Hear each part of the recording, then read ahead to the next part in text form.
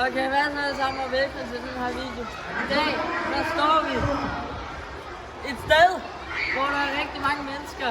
Og der er musik, og lakserytteren er her, og jeg har tænkt måske, om vi kunne interviewe lakserytteren.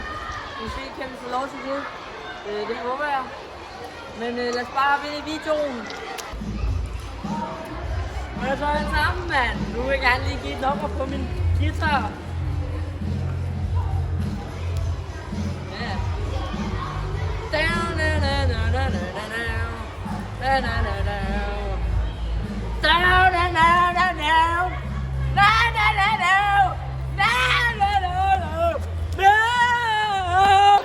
Nu skal vi lige lave et eller andet.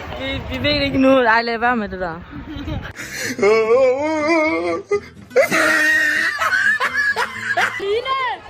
Hvad så sammen, mand? Nu skal jeg lave et stunt, hvor jeg hopper ned herfra.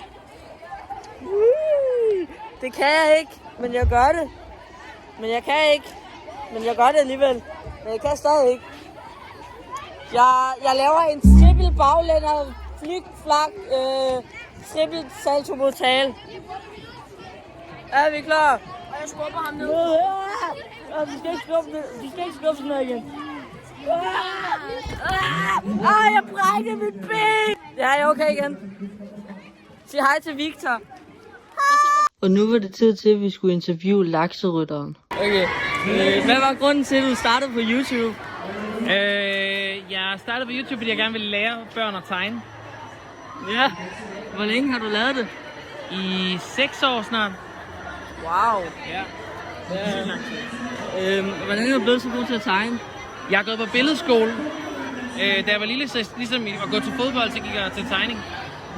Sejt. Ja. Hvad kan du bedst lide at tegne for noget? Monstre kan jeg bedst lide at tegne. Og enhjørninger og regnbuer og sådan noget. Ja. Hvilket tegneprogram bruger du? Jeg bruger et program, der hedder Procreate på min iPad. Og så tegner jeg også nogle gange bare i Photoshop, og nogle gange bare i hånden mest. Ja. Nå, tak. Det er så lidt. Ses. Og jeg tænker, det var alt for den her video. Tak fordi I så med. Som lakserytter kan du sige subscribe. Stop.